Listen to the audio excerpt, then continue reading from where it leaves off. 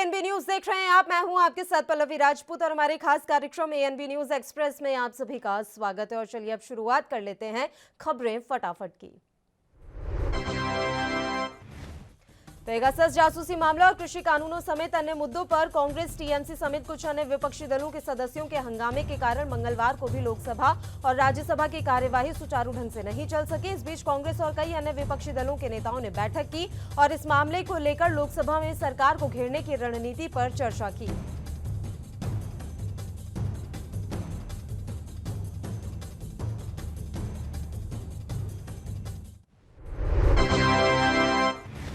संसद भवन में हुई इस बैठक में कांग्रेस के पूर्व अध्यक्ष राहुल गांधी, लोकसभा में कांग्रेस के नेता अधीर रंजन चौधरी, द्रमुक नेता टीआर बालू एवं कनिमोई, राष्ट्रवादी कांग्रेस पार्टी की सुप्रिया सुले, बसपा के रितेश पांडे, माकपा के एएम आरिफ और आरएसपी के एनके प्रेमचंद्रन शामिल हुए, जहां सरकार को घेरने की रणनीति तय की गई।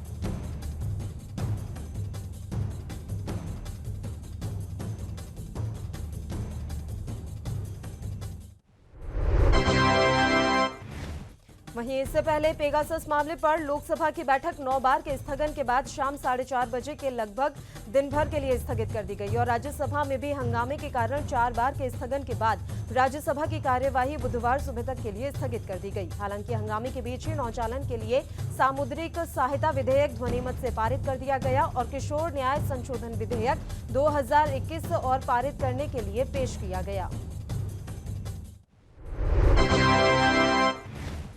संसद में विपक्ष और सरकार के मध्य जारी घमासान के बीच बुधवार को दोपहर 1 बजे दिल्ली में केंद्रीय मंत्रिमंडल की बैठक होगी। इस बैठक में किन मसलों पर चर्चा होगी यह फिलहाल अभी साफ नहीं है, लेकिन माना जा रहा है कि संसद के दोनों सदनों में विपक्ष के लगातार हंगामे को लेकर रणनीति पर चर्चा हो सकती है। बता दें कि मानसून सत्र का ये दूसरा हफ्ता है और पेगासस जासूसी कांड और कृषि कानूनों को लेकर विपक्ष दोनों सदनों में लगातार केंद्र सरकार पर हमलावर है।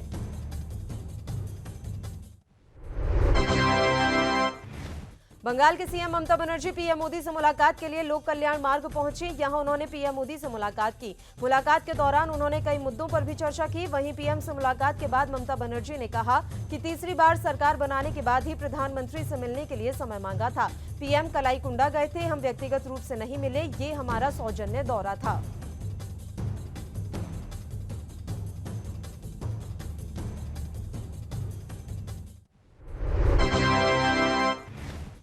वहीं इसके साथ ही ममता बनर्जी ने कहा कि हमें आबादी के अनुपात में कम वैक्सीन मिली। पीएम की ओर से इस पर जवाब मिला कि जरूर देखेंगे। पीएम के साथ चली मैराथन बैठक को लेकर ममता ने कहा कि इस दौरान राज्य का नाम बदलने को लेकर भी चर्चा हुई। उन्होंने कहा कि पीएम के साथ उनकी बंगाल के चुनाव को लेकर कोई बात नहीं हुई। तीसरी बार सरकार बनाने के बाद पीएम से यह हमारी सौजन्य मुलाकात थी।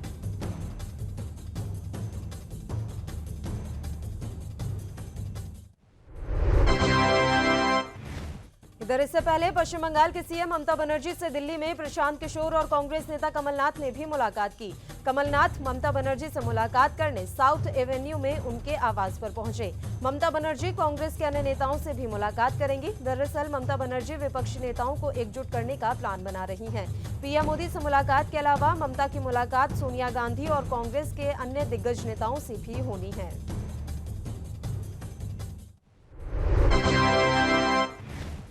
पेगासस जासूसी विवाद को लेकर मामला और भी ज्यादा गर्माता जा रहा है। इसी बीच कांग्रेस ने केंद्रीय गृह मंत्री अमित शाह के आवास का घेराव किया। दिल्ली कांग्रेस इकाई के अध्यक्ष अनिल चौधरी के नेतृत्व में पार्टी कार्यकर्ताओं ने गृह मंत्री के खिलाफ नारेबाजी की और इस्तीफे की भी मांग की। इसके साथ ही कांग्रेस ने दिल्ली पुलिस पर अनिल चौधरी के घर की पहरेदारी करने का भी आरोप लगाया है।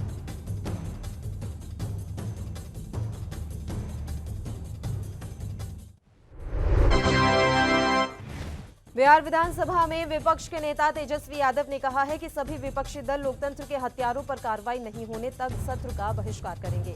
तेजस्वी यादव ने कहा कि विपक्षी दलों ने मंगलवार को स्पीकर से मुलाकात कर 23 मार्च के काले दिन पर चर्चा कराने का अनुरोध किया, लेकिन हमें अपना प्रस्ताव रखने की अनुमति नहीं दी गई। यादव ने कहा कि मुझे संदेह है कि स्पीकर नीतीश कुमार की कठपुतली है।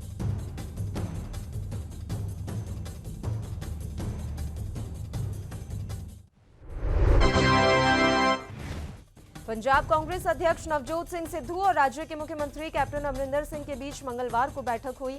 इस बैठक में नवजोत सिंह सिद्धू के साथ 4 वर्किंग कांग्रेस अध्यक्ष भी मौजूद रहे। प्रदेश अध्यक्ष की कमान संभालने के बाद नवजोत सिद्धू और अमरिंदर सिंह के बीच यह पहली आधिकारिक बैठक थी। यह बैठक चंडीगढ़ स्थित पंजाब सचिवालय में हुई। यह बैठक 3:30 बजे के करीब शुरू हुई थी।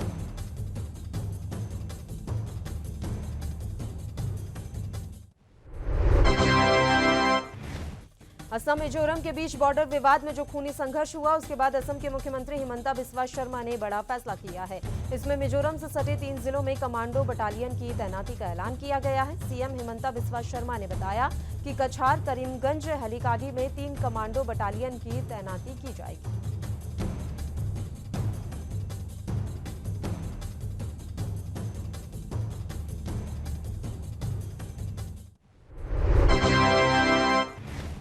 वहीं इसी बीच जानकारी ये भी है कि गृह सचिव ने विवाद पर चर्चा के लिए असम और मिजोरम के मुख्य सचिवों के साथ मीटिंग बुलाई है। ये मीटिंग बुधवार सुबह 10:30 बजे के करीब हो सकती है। वहीं असम के सीएम ने यह भी कहा कि वह इस मामले में सुप्रीम कोर्ट का रुख करेंगे और गुजारिश करेंगे कि जंगल की जमीन पर कब्जा न होने दिया जाए।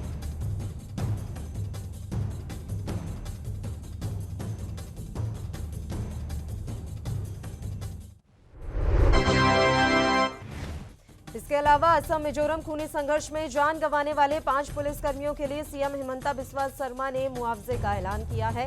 इसमें शहीद हुए 5 पुलिसकर्मियों के परिवारों को 50-50 लाख की आर्थिक मदद मिलेगी।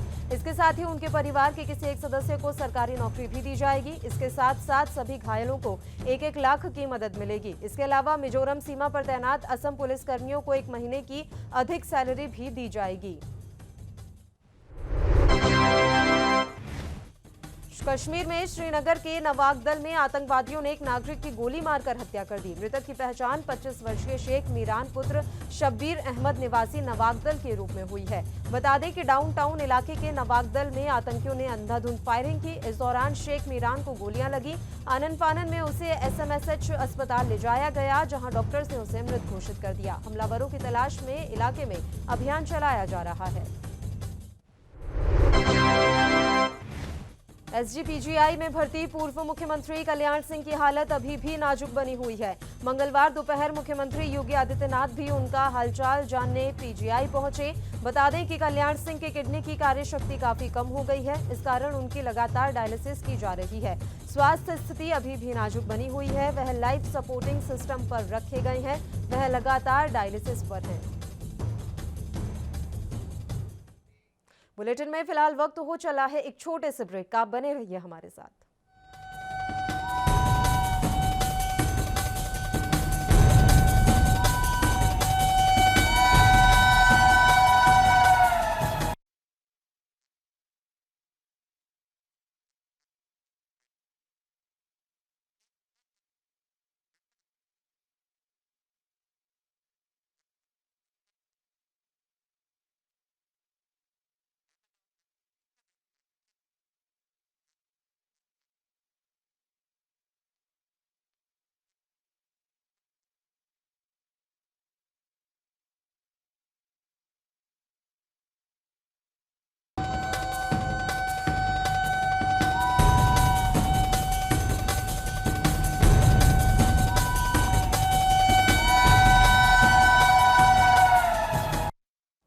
ब्रेक के बाद एक बार फिर से आप सभी का स्वागत है। बढ़ते हैं कुछ और खबरों की ओर। यूपी एटीएस ने मंगलवार को मानव तस्करी के एक बड़े रैकेट का खुलासा करते हुए गिरोह के सरगना समेत 3 लोगों को गिरफ्तार कर लिया। ये लोग बांग्लादेश से रोहिंग्या के साथ ही महिलाओं और बच्चों को अवैध रूप से भारत लाकर बेचते थे। मानव तस्करी के इस गिरोह को पकड़ने के लिए यूपी एटीएस के 30 अधिकारियों ने 36 घंटे से अधिक का ऑपरेशन किया। मामले का खुलासा एडीजी प्रशांत कुमार ने किया है।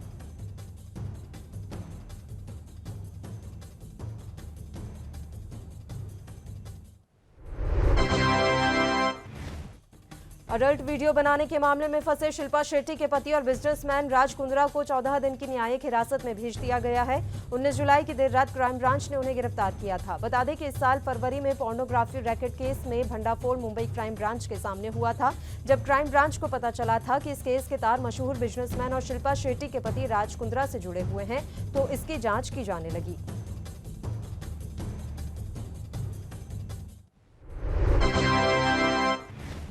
स्वास्थ्य मंत्रालय ने मंगलवार को प्रेस कॉन्फ्रेंस की, जिसमें उन्होंने बताया कि देश के 22 जिले ऐसे हैं जहां 4 हफ्तों में कोरोना मामलों में वृद्धि दर्ज की गई है। देश में अभी भी 62 जिले ऐसे हैं जहां रोजाना 100 से ज्यादा नए मामले सामने आ रहे हैं। स्वास्थ्य मंत्रालय के संयुक्त सचिव लव अग्रवाल ने बताया कि केरल के 7, मणिपुर के 5, मेघालय के 3, अरुणाचल प्रदेश के 3, महाराष्ट्र के 2, असम और त्रिपुरा के एक जिले शामिल हैं जहां पिछले 4 हफ्तों में कोरोना के मामलों में वृद्धि देखी गई।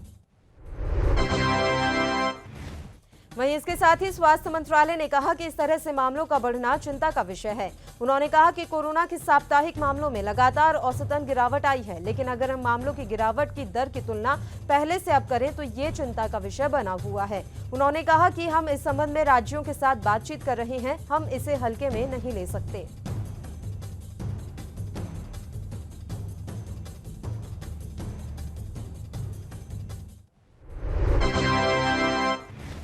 दिल्ली के मुख्यमंत्री अरविंद केजरीवाल ने डिजिटल प्रेस कॉन्फ्रेंस के माध्यम से अपनी सरकार के काफी बड़े फैसले के बारे में जानकारी दी है। उन्होंने बताया कि हर साल की तरह इस बार भी दिल्ली की ओर से पद्म पुरस्कारों के लिए केंद्र सरकार को नाम भेजे जाएंगे, लेकिन वो सिर्फ डॉक्टरों और स्वास्थ्य कर्मियों के होंगे। इसके लिए दिल्ली सरकार ने एक ईमेल आईडी भी बताई है, जिस पर जनता खुद उन डॉक्टरों के नाम बता सकती है जिन्होंने कोरोना के दौरान शानदार काम किया है।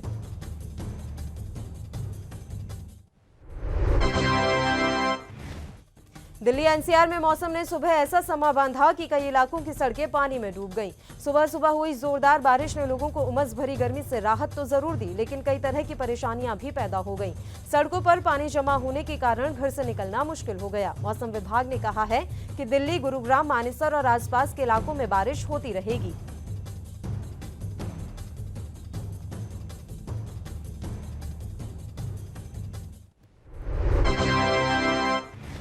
मंगलवार सुबह जरा सी बारिश के बाद गुरुग्राम के पौष इलाकों में जमकर जलभराव हो गया। हालात ये हो गए कि गोल्फ कोर्स रोड पर सबसे महंगी सोसाइटी मैग्नोलियाज के बेसमेंट में भी पानी भर गया। करोड़ों रुपए की गाड़ियां पानी में डूबी नजर आई। सुशांत लोग golf course, extension road, sector 29, सोहना रोड, पालम विहार, घाटा गांव पूरी तरह जलमग्न नजर आए।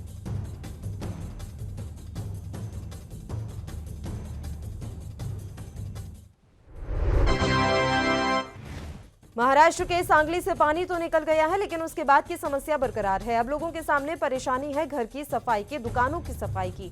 सांगली में घर और दुकानों की सफाई करने के लिए पानी नहीं है। लोग बाढ़ के गंदे पानी से ही सफाई करते नजर आ रहे हैं। सांगली के रहने वाले लोगों ने बताया कि अभी पानी 2 से 3 दिन नहीं आएगा और दुकान के कीचड़ को इसी पानी से साफ करना पड़ेगा। प्रशासन की तरफ से कोई मदद नहीं मिल रही है।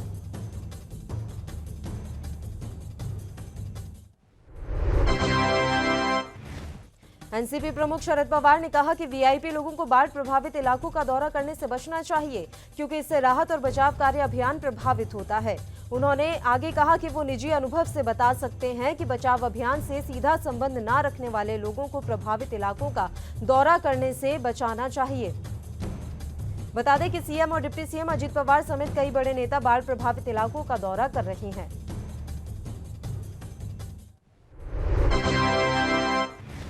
नागपुर में वैक्सीनेशन अभियान अब 2 दिन ही चल सकेगा। प्रशासन ने बताया कि उनके पास अब 2 दिनों का ही स्टॉक बचा हुआ है, इसलिए वैक्सीनेशन कार्य जो है प्रभावित हो सकता है और जैसे ही नया स्टॉक आएगा तो वैक्सीनेशन अभियान एक बार फिर से शुरू किया जाएगा। बता दें कि देश में इस समय वैक्सीन की भारी कमी है, जिसके कारण देश के कई शहरों में वैक्सीनेशन अभियान पर लगाम लग गई है।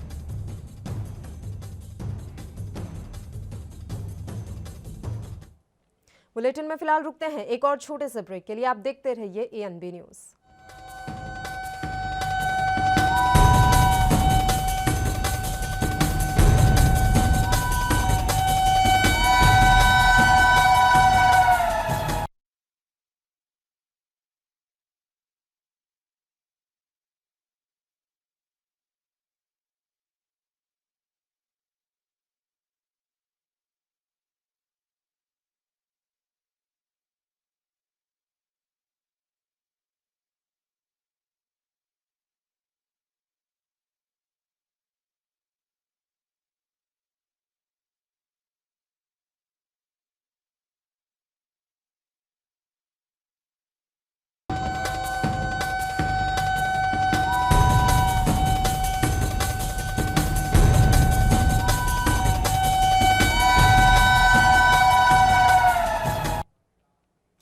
के बाद एक बार फिर से आप सभी का स्वागत है। बढ़ते हैं खबरों की ओर। यूपी के अमेठी में सीआरपीएफ ग्रुप सेंटर त्रिशुंडी अमेठी में स्थापना दिवस के अवसर पर कार्यक्रम आयोजित हुआ। ग्रुप सेंटर के इसका क्वार्टर गार्ड के द्वारा शहीद जवानों को सलामी एवं श्रद्धांजलि दी गई। इसके उपरांत वॉलीबॉल एवं वृक्षारोपण सहित कई प्रतियोगिताओं का यहां पर शुभारंभ किया गया।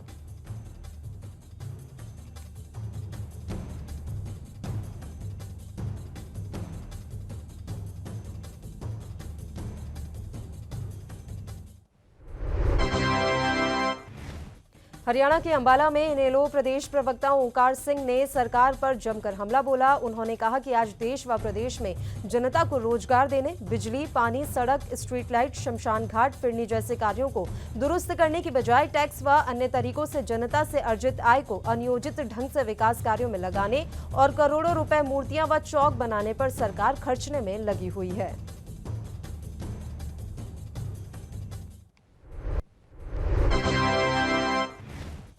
हरियाणा के पलवल शहर थाना इलाका स्थित एल&टी कंपनी में गार्ड की नौकरी करने वाले 50 वर्षीय व्यक्ति की हाईवे पर पैदल सड़क पार करते समय अज्ञात वाहन की चपेट में आने से मौत हो गई। मृतक के परिजनों ने आर्थिक मदद की मांग को लेकर पोस्टमार्टम के बाद शव को कंपनी गेट पर ही रख दिया।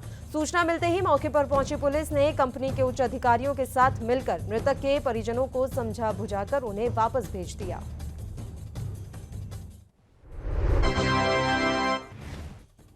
लोकतंत्र के चौथे स्तंभ यानी मीडिया पर हमले को लेकर यूपी के जनपद संभल के पत्रकारों में भारी आक्रोश है। पत्रकारों का कहना है कि सरकार की ओछी मानसिकता भरे कदम की पूरे उत्तर प्रदेश और देश भर में भारी आलोचना हो रही है और मीडिया जगत में भारी आक्रोश है। जनपद संभल के पत्रकारों ने आक्रोश व्यक्त करते हुए महामहिम राष्ट्रपति महोदय के नाम डीएम संभल संजीव रंजन को एक ज्ञापन भी सौंपा है।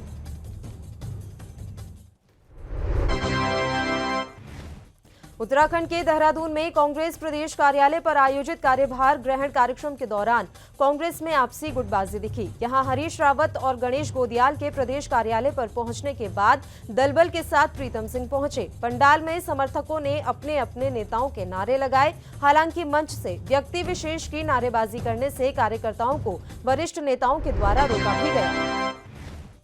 यूपी के बदायूं में एम्बुलेंस कर्मियों की हड़ताल के दूसरे दिन स्वास्थ्य सेवाएं बिगड़ गई हैं। यहां मरीजों को एम्बुलेंस नहीं मिली, जिस वजह से घोड़ा गाड़ी से मरीज को लेकर परिजन अस्पताल पहुंचे। हड़ताली कर्मचारियों पर एस्मा के तहत कार्रवाई किए जाने की बात विभाग कह चुका है। वहीं आला अधिकारियों के समझाने पर भी हड़ताली कर्मचारी नहीं मान रहे हैं।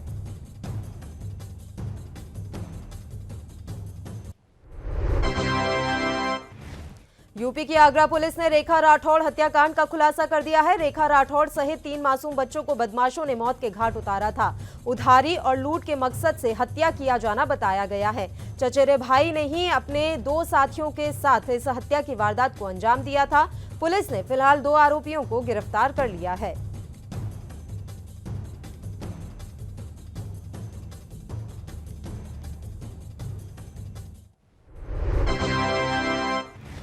यूपी के अमेठी में डीएम अरुण कुमार ने ट्रॉमा सेंटर जगदीशपुर का निरीक्षण किया। ट्रॉमा सेंटर परिसर में बोइंग संस्था द्वारा स्थापित ऑक्सीजन प्लांट का उनके द्वारा निरीक्षण किया गया।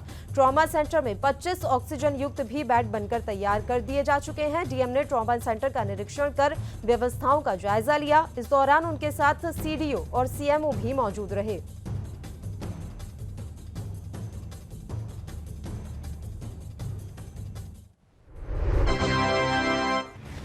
यूपी के अमेठी में पुलिस को बड़ी सफलता मिली है। यहां अपराध और अपराधियों की धरपकड़ हेतु चलाए जा रहे अभियान में एक अभियुक्त को 143 ग्राम अवैध स्मैक एक मोटरसाइकिल के साथ गिरफ्तार कर लिया गया है। पकड़ी गई स्मैक की कीमत लगभग 2.5 लाख रुपए के करीब बताई जा रही है। पुलिस के अनुसार अमेठी थाना क्षेत्र के अंतर्गत रामनगर बाजार से यह गिरफ्तारी की गई है।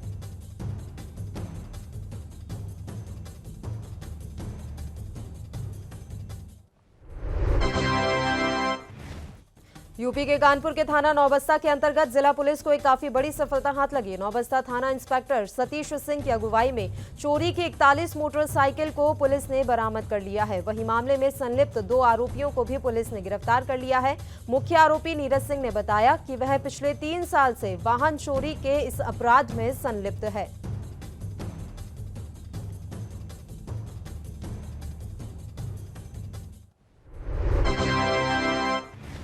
छत्तीसगढ़ के मुख्यमंत्री भूपेश बघेल ने देश के सबसे बड़े केंद्रीय सशस्त्र पुलिस बल केंद्रीय रिजर्व पुलिस बल के आज स्थापना दिवस पर सभी वीर जवानों को बधाई और शुभकामनाएं दी। सीआरपीएफ के जाबाजों के साहस, पराक्रम और बलिदान को सलाम करते हुए सीएम भूपेश बघेल ने कहा कि उनकी सेवा और निष्ठा के हम सब भारतवासी ऋणी हैं।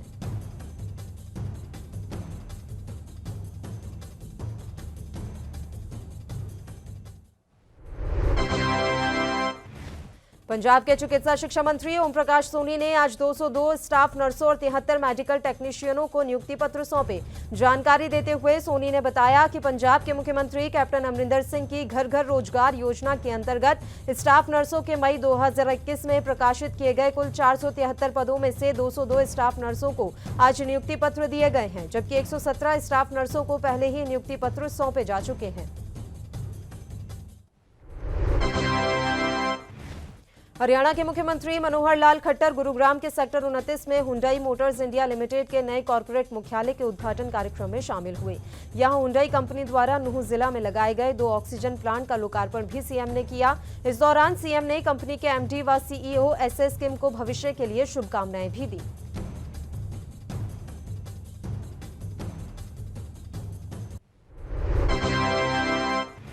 पिछले काफी समय से बीमार चल रहे हरियाणा के फरीदाबाद के वरिष्ठ और वयोवृद्ध पत्रकार अमरनाथ बागी की मदद के लिए हरियाणा के मुख्यमंत्री मनोहर लाल खट्टर ने मदद का हाथ आगे बढ़ाया है। अमरनाथ बागी के इलाज के लिए मुख्यमंत्री राहत कोष से 2 लाख रुपए की आर्थिक सहायता भेजी गई है। मुख्यमंत्री द्वारा इलाज के लिए समय पर मदद करने के लिए पत्रकार अमरनाथ बागी ने मुख्यमंत्री का धन्यवाद किया है।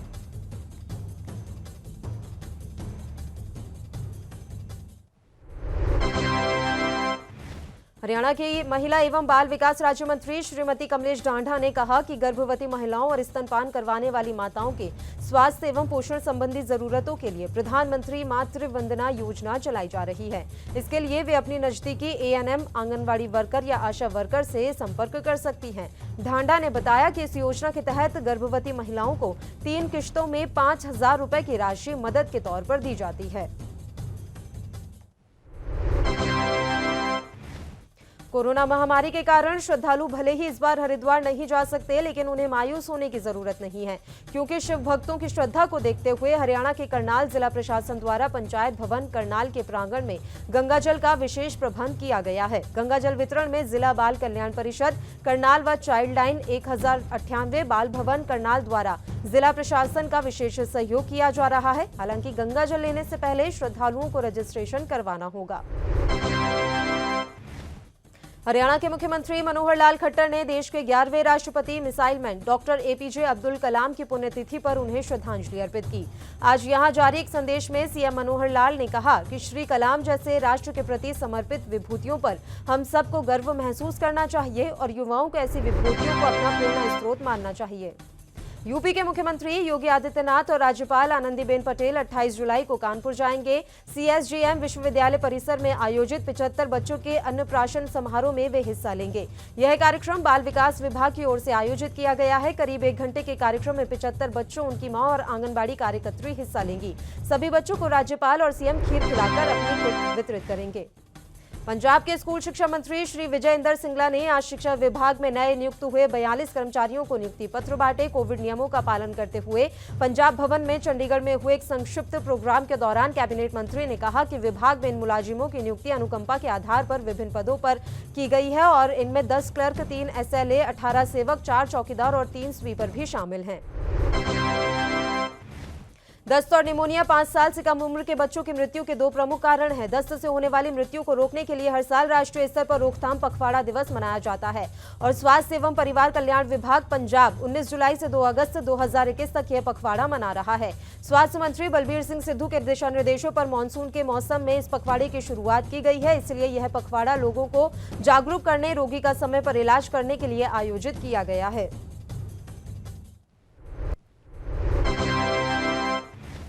उत्तराखंड के मुख्यमंत्री पुष्कर सिंह धामी के समक्ष मंगलवार को मुख्यमंत्री कैंप कार्यालय में सफाई कर्मचारी संगठन संयुक्त मोर्चा के पदाधिकारियों ने सफाई कर्मचारियों की विभिन्न समस्याएं रखी। मुख्यमंत्री ने कहा कि सफाई कर्मचारियों की सभी समस्याओं को गंभीरता से लिया जाएगा। समस्याओं के उचित समाधान के लिए हर संभव प्रयास किए जाएंगे, उचित समाधान निकाला जाएगा।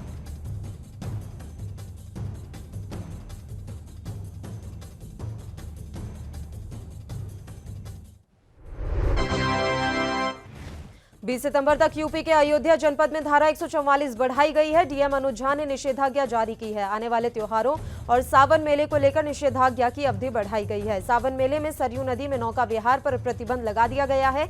इसके अलावा जनसभा, नुक्कड़ सभा, रैली, जुलूस, सांस्कृतिक कार्यक्रम व पदयात्रा पर भी प्रतिबंध लगाया गया है। धारा 144 का उल्लंघन करने पर धारा 188 के तहत जिला प्रशासन कार्रवाई करेगा।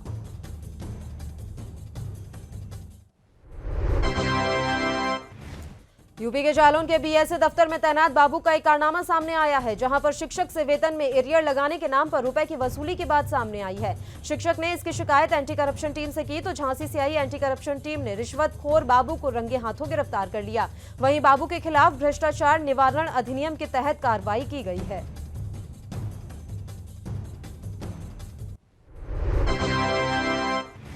यूपी के जौनपुर पहुंचे यूपी के उप मुख्यमंत्री केशव प्रसाद मौर्य ने कई परियोजनाओं का लोकार्पण और शिलान्यास किया। डिप्टी सीएम ने जिले में कई नई परियोजनाओं की घोषणा भी की। डिप्टी सीएम ने कहा कि जितना काम हमने किया है उतना काम बुआ भतीजे ने कभी नहीं किया। डिप्टी सीएम ने कहा कि 2022 में हम 325 से ज्यादा सीटें जीतकर सरकार बनाने का काम करेंगे।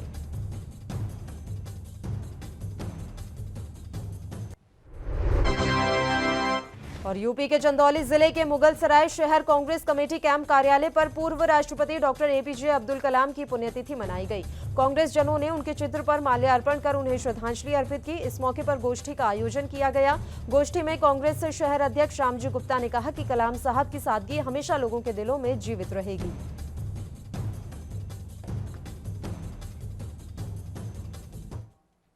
इसी के साथ एएनबी न्यूज एक्सप्रेस में फिलहाल के लिए इतना ही। देश प्रदेश की तमाम ताजा खबरों के लिए आप देखते रहिए एएनबी न्यूज। नमस्कार।